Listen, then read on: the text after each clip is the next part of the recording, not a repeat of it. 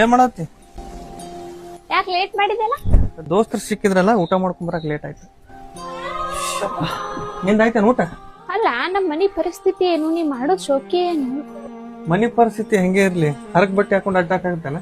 ಅಲ್ಲ, ದುಡಿದ್ 10 ರೂಪಾಯಿ ಆದ್ರೆ ನೀ ಖರ್ಚು ಮಾಡೋದ 20 ರೂಪಾಯಿ ಆಗತ್ತ. ಮುಂದಿನ ಭವಿಷ್ಯದ ಬಗ್ಗೆ ಚಿಂತೆ ಐತೆ ನೀನು ಸ್ವಲ್ಪ?